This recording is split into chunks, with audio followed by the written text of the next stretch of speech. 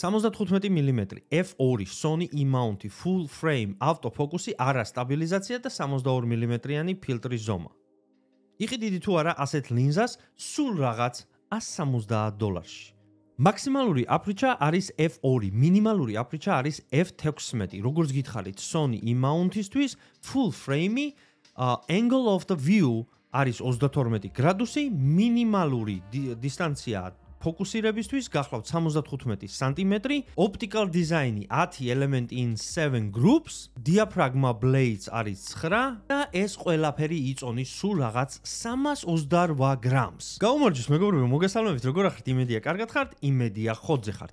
მეგობრებო, დღეს ჩვენ გვაქვს აი ესეთი ულამაზესი ლინზა, რომელსაც გავუკეთებთ unbox და რა თქმა უნდა, განახებთ, როგორ გამოიყურება ეს ლინზა და მას შევაფასებთ, რა თქმა უნდა, ასევე საქმეშიც.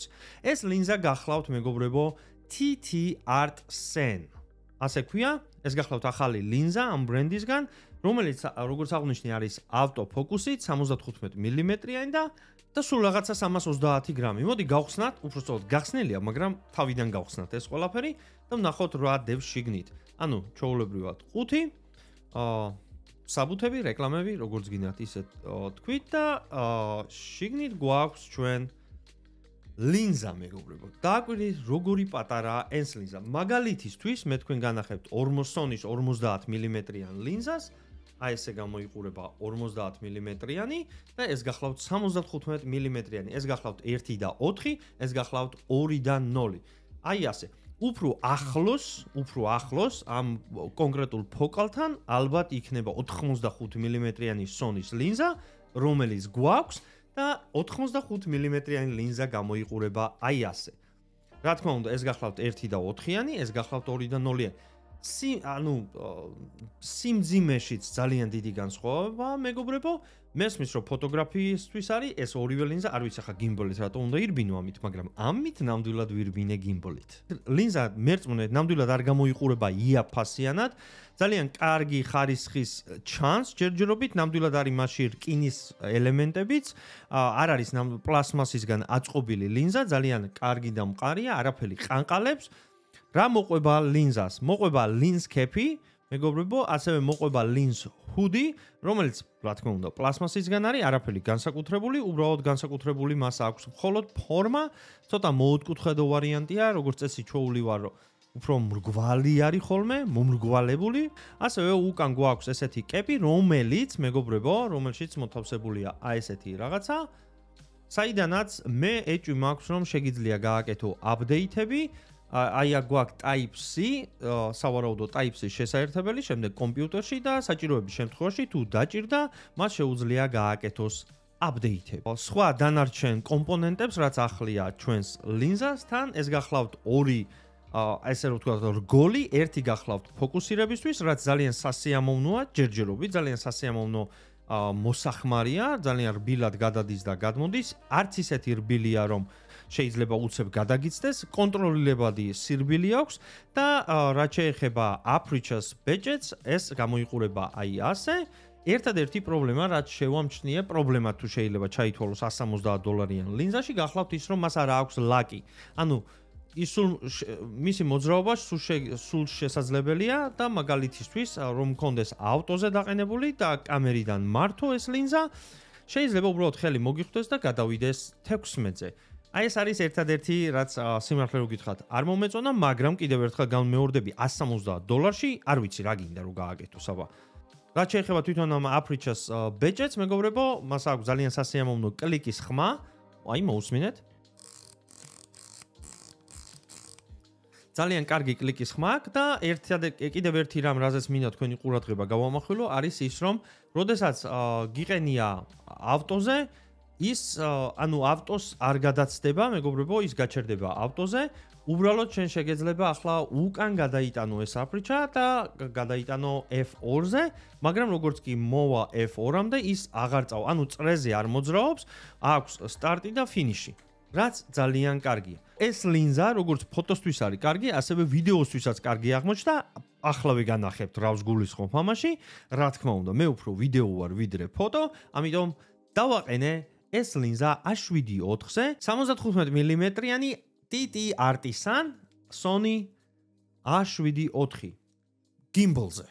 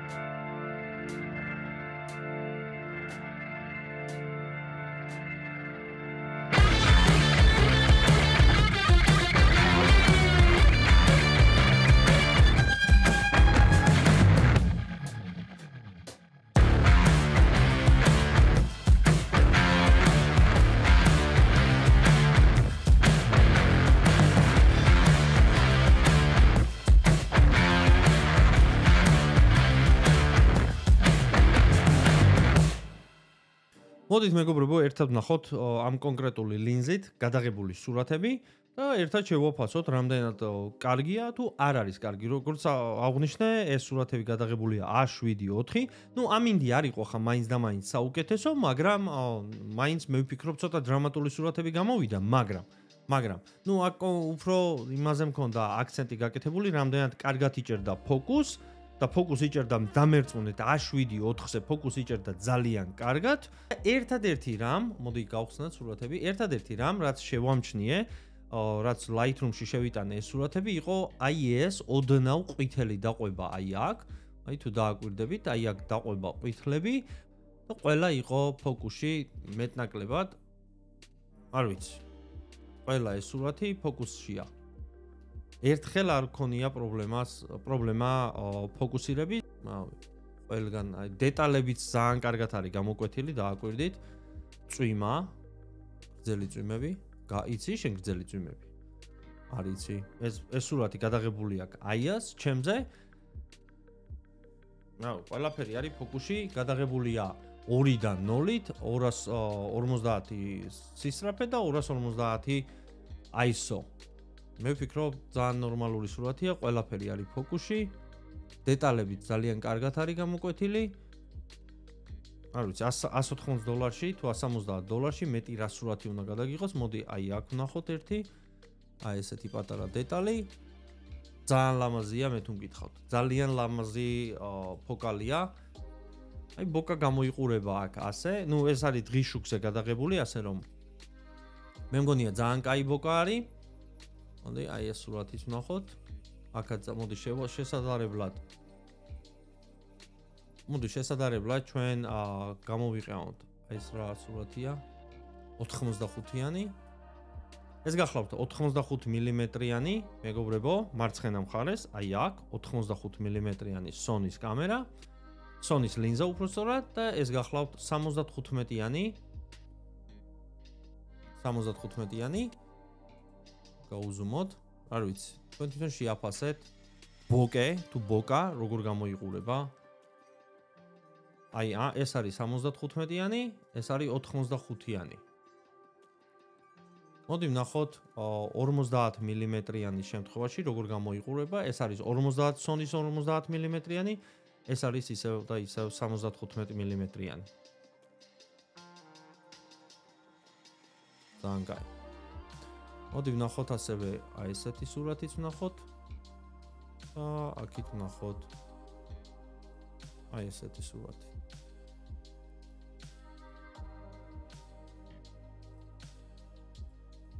ეს გახლავთ 50 მმ-იანი, მეგობრებო, ეს გახლავთ 75 მმ-იანი.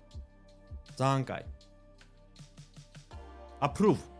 მოდი 2 სიტყვით შევაჯამოთ TT Artisan-ის 75 მმ-იანი f2 ავტოფოკუსის Sony E-mount-ისთვის ლინზა.